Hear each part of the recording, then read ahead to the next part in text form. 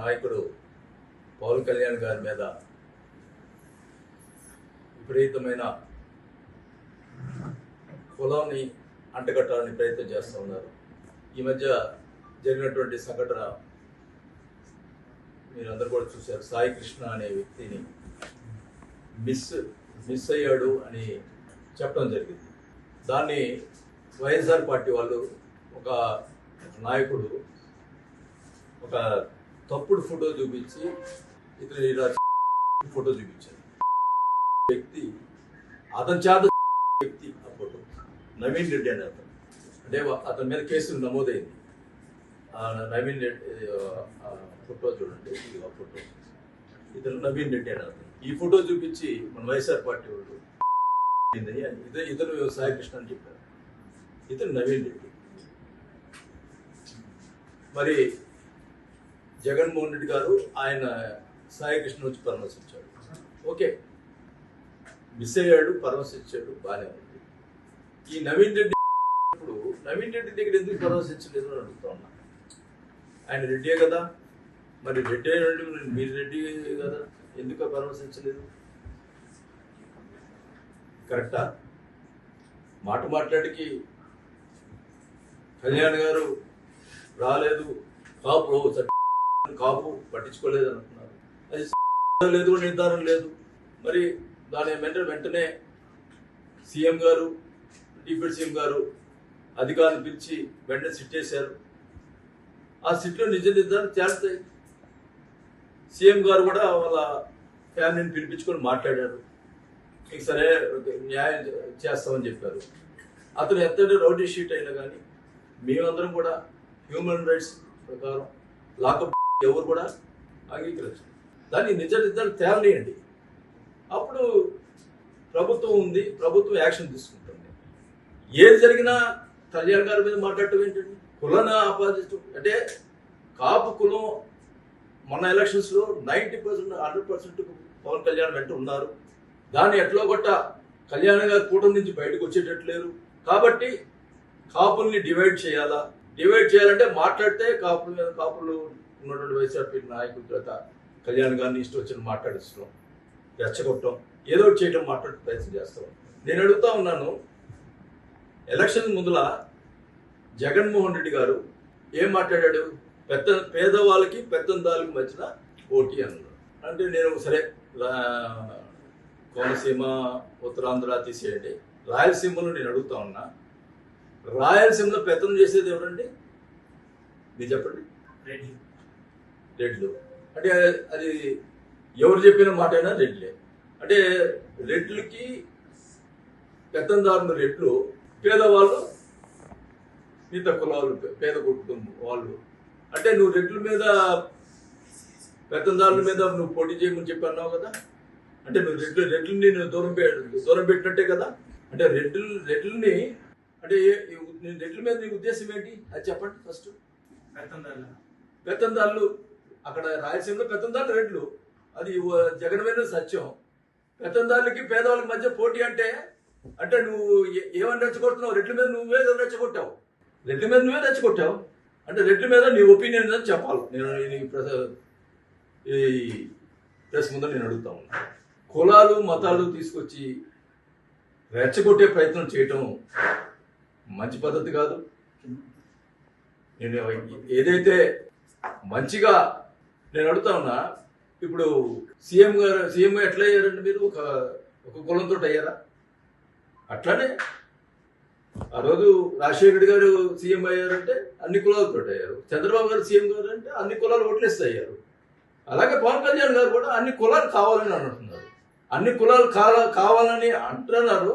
అంటే కాపులు అంటే నాకు ఇష్టం లేదనే ఆయనకి బేసిక్గా బ్యాక్గ్రౌండ్ కాపులు, దానికి ఎవరు కాదన్నారు. అంటే కాపుల్ని దూరం చేయాలనుకుంటున్నారు. ఎవరి వల్ల కాదు. పవన్ కళ్యాణ్ అంటే అందరికీ కాపులకు మనసులో ఉంది. దాన్ని చెదరగొట్టేదానికి ప్రయత్నం చేస్తూ ఉన్నారు. నేను ఒకటే జనసేన నాయకుడిని కోరుకుంటా ఉన్నా, మన నాయకుడి గురించి కావాలని ప్రచారం చేసి దాన్ని విచ్ఛిన్నం చేయడానికి ప్రయత్నం చేస్తూ ఉన్నారు. మనం అందరం పోరాడదాం.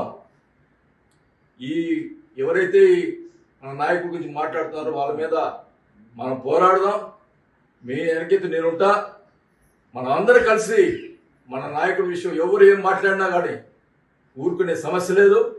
మరి ఈ విషయంలో బాలినేని శ్రీనివాస్ రెడ్డి అనేవాడు జనసేన కార్యకర్తలకి వెనకెత్తు ఉంటాడని చెప్పి కూడా ఈ సభాముఖంగా తెలియదు, ఈ పత్రికా ముఖంగా నేను తెలియజేసుకుంటా ఉన్నా. ఈ రకమైన ప్రచారాలు, దొంగ ఫోటోలు చూపించి దొంగ చేయటం మంచి పద్ధతి కాదు. న్యాయంగా చేసుకోండి, న్యాయంగా పోండి. ప్రజలు ఎవరిని అంగీకరిస్తారో వాళ్ళు గెలుచుకోండి. కానీ ఇట్లాంటి మోసపూరిత రాజకీయాలు మటు చేయొద్దని చెప్పి నేను తెలియజేసుకుంటాను. అంటే సాయి కృష్ణ మిస్ అయ్యి ఈ రోజులు అవుతున్నా ఇంకా పోలీసులు కానీ ప్రభుత్వం కానీ ఆచూకీ అనుకోవటంలో ఫెయిల్ అయ్యారు. నేను అడుగుతా ఉన్నా, ఇప్పుడు అదే సాయి కృష్ణకి స్టార్టింగ్ లోనే కళ్యాణ్ గారు పోయి ఉన్నారు అనుకోండి, అప్పుడు ఏం చేస్తారు? బీసీ చేత ప్రెస్ మీట్ పెట్టి ఆయన కాపు కులం కదా, అతని మీద రౌడీ షీట్ ఉన్నా మరి కళ్యాణ్ గారు పోయారు అంటే కులాన్ని ఆపాదిస్తారు. అప్పుడు ఆయన పోలేదు కాబట్టి కులం కదా, ఆయన కులం ఏదైనా కూడా పోలేదు అన్నారు. అంటే ఎటుదైనా పోయినా ఒక రకంగా ఇట్లా చేస్తారు, పోకపోయినా ఇట్లా చేస్తారు. ఇది వాళ్ళు కావాలని కళ్యాణ్ గారి మీద కక్షపూరితంగా రాజకీయం చేసేదానికి ప్రయత్నం చేస్తూ ఉన్నారు. ఇది మంచి పద్ధతి కాదు. మేమందరం కూడా జన సైనికులు అందరం కూడా మేము ఎదుర్కొనేదానికి సిద్ధంగా ఉన్నాం. ఇప్పుడు బొత్స సత్యనారాయణ కానీ పేర్ని నాని కానీ వీళ్ళందరూ కూడా ఒక మీటింగ్ పెట్టుకున్నారు, ఆత్మీయ కలయిక అంటారు కాపులని. వాళ్ళందరూ కూడా పవన్ కళ్యాణ్ విమర్శిస్తున్నారు. ఏంటంటే వైసీపీకి కాపుల్ని దగ్గర చేసేందుకే ఈ మీటింగ్ అని మీరు అనుకుంటారా? ఇప్పుడు కాపు సోదరులు అందరూ కూడా కళ్యాణ్ గారిని ఓన్ చేసుకున్నారు. దానికి ఈ నాయకులు ఏదో మీటింగ్లు పెట్టి మేము అది చేసినట్టు నమ్మే పరిస్థితి లేదు, కాపులు లేదు. ఇది క్లియర్గా అర్థమవుతుంది. ఇప్పుడు చనిపోయిన వ్యక్తి, ఇప్పుడు అదే మిస్సింగ్ అయిన వ్యక్తి కాపు, అభియోగం చేసినటువంటి సిఐ కాపు. మరి ఎవరి గురించి మాట్లాడాలండి? ఇప్పుడు మీరు కులం ఎందుకండి? ఇప్పుడు ఆ ప్లేస్లో ఎవరున్నా కానీ తప్పు జరిగినా తప్పు చేసినా కులం అంటే అసలు ఎందుకు తీసుకొస్తున్నారండి? నాకు అర్థం కాలేదు. ఒక కులంతో రాజకీయం చేస్తున్నారా ఈరోజు? గతంలో ఎవరైనా చేశారా కులంతో రాజకీయాలు? ఏం రాజకీయాలండి? కులం పొడి పెడుతుందంటండి. కులం కోసం కాదండి ఇది. ఒక కులం, ఒక నాయకుడు ఎదగాలంటే అన్ని కులాలు కావాలి. కాకపోతే బేసిక్గా ఆయన కులం అనేది వెనక్కి ఉంటుంది, ఆయనకు మనసులో ఉంటుంది మన కులం అని. ఎవరికైనా జగన్మోహన్ రెడ్డి గారు ఉండొచ్చు, ఎవరికైనా ఉండొచ్చు. కానీ ఇది కరెక్ట్ కాదు.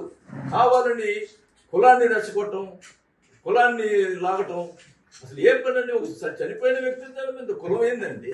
అది గవర్నమెంట్ యాక్షన్ తీసుకోవాలి.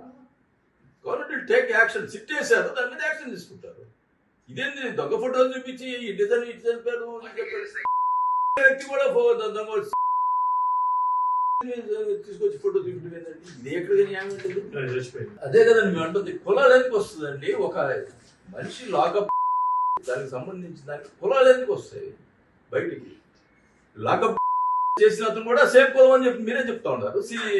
సిఈని సేమ్ కులం అంటున్నారు. మరి ఇది కులాలు ఎందుకు బయటకు వస్తాయి? ఎందుకు వస్తున్నాయి? కేవలం కళ్యాణ్ గారి మీద బురద చల్లేదానికే తప్ప వేరే ఉద్దేశమే లేదు. ఇది రాజకీయం, శవాల మీద రాజకీయం చేయడం. పవన్ కళ్యాణ్ గారి భాష మీద తీవ్రంగా ఆక్షేపిస్తారు వైసీపీ వాళ్ళు. తోడు తీస్తా, తాడు తీస్తా, ప్రతిపక్షంలో ప్రధాని మాట్లాడుతూ ఉప ముఖ్యమంత్రి కూడా ఆయన అదే భాష మాట్లాడుతున్నారు. ఇది ఆయన హోదాకి తగింది కాదు అనేది ఈ వైసీపీ వాళ్ళ మాట. ఏమండి, అప్పుడు నేను వైసీపీలో ఉన్నా. అప్పుడు ఏందండి మాట్లాడింది? ఫ్యామిలీల గురించి ఎట్లా మాట్లాడారండి? అప్పుడు ఏమైందండి? ఎంత దుర్మార్గం అండి చంద్రబాబు గారు మిస్సెస్ మీద చెప్పడం. ఆ రోజే నేను ఖండించాను. 20-35 మంది ఎమ్మెల్యేలు అసెంబ్లీలో కూర్చొని ఇది ఏం దౌర్భాగ్యం, మనకి ఇది ఖండించాలని చెప్పి ఆ రోజే మాట్లాడాను. కాబట్టి ఎమ్మెల్యేలు వాళ్ళ పేరు కూడా చెప్తా.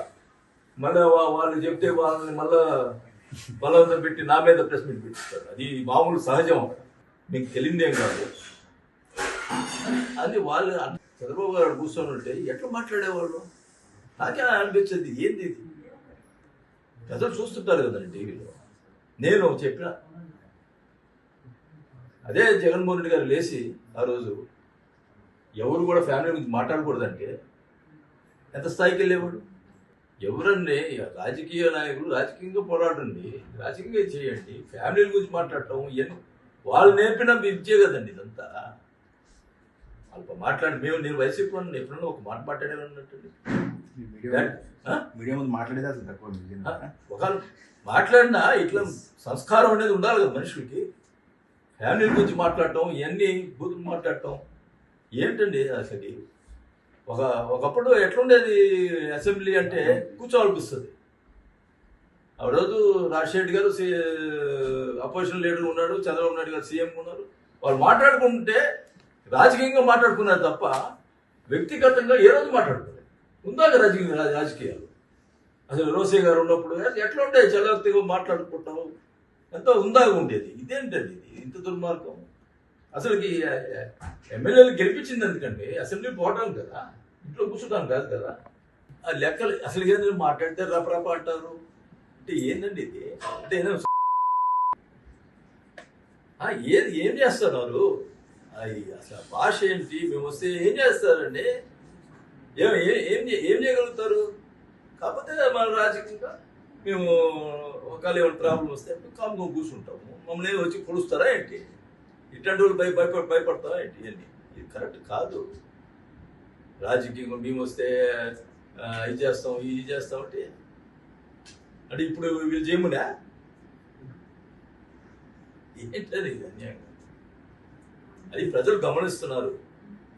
మంచిగా మాట్లాడి మంచిగా చేస్తే ప్రజలు ఎవరైనా ఆదరిస్తారు, చేస్తారు. ఒకసారి ఆదరిస్తారు. ఇదేంటండి ఇట్లాంటి రాజకీయాలు? నిజంగా ఇంకా రాజకీయాలు ఎందుకున్నామా అనిపించే పరిస్థితిలో ఉన్నాం మేము ఈరోజు.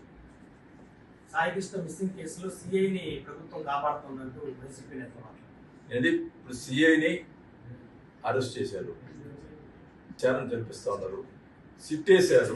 ఆ సిట్ లో సస్పెండ్ చేశారు, సస్పెండ్ చేశారు. ఇప్పుడు సిట్ వెరిఫై చేస్తున్నారు. ఆ వెరిఫై అతను తప్పు ఉంటే డెఫినెట్ గా ప్రభుత్వం యాక్షన్ తీసుకుంటుంది. సీఎం గారు చెప్పారు కదా, వాళ్ళ ఫ్యామిలీ చెప్పారు. వాళ్ళ ఫ్యామిలీ కూడా మాకు నమ్మకం ఉంది సీఎం గారి మీద, వాళ్ళు న్యాయం చేస్తారని చెప్పి నమ్మకం ఉందని చెప్పారు. ఇంకా ఊరికే దొంగ ఫోటోలు చూపించి ఇదిగో అని చెప్తే ఎట్లా? నేను ఈరోజు విజ్ఞప్తి చేశాను, జనసైనికులకి వీర మహిళలకి విజ్ఞప్తి చేస్తున్నాను. మనం అందరం కూడా వాళ్ళు చేసే కుట్రల్ని మనం ఎదుర్కోవాల్సిన అవసరం సమయం వచ్చింది. అందరం కలిసి వాళ్ళని ఎదుర్కొనే కార్యక్రమం చేపడదామని చెప్పి నేను ఈరోజు చెప్పడం జరిగింది. ఖచ్చితంగా అది చేసి చూపిస్తాను. మరి కత్తిపాడు ఫోటో ఎటు చూపిస్తున్నారు చెప్పండి? ఎటు చూపిస్తారు చెప్పండి? కత్తిపాడు ఫోటో ఎటు చూపిస్తారు? ప్రజలు అర్థం చేసుకోవాలండి. ఎవరు కూడా ఎంతటి వాడైనా ఏం చేసినా కూడా లాకప్ డెత్ అనేది ఎవరు యాక్సెప్ట్ చేయరు. హ్యూమన్ రైట్స్ అంటే కోర్టు ఉంటుంది, కోర్టు ఏమంటే చేసుకోవాలి. దానికి ఎవరు యాక్సెప్ట్ చేయరు. దాని మీద తప్పకుండా చిట్ వేస్తున్నారు. దాని ప్రకారం ఏం తప్పు జరిగితే దాని మీద యాక్షన్ తీసుకుంటారు.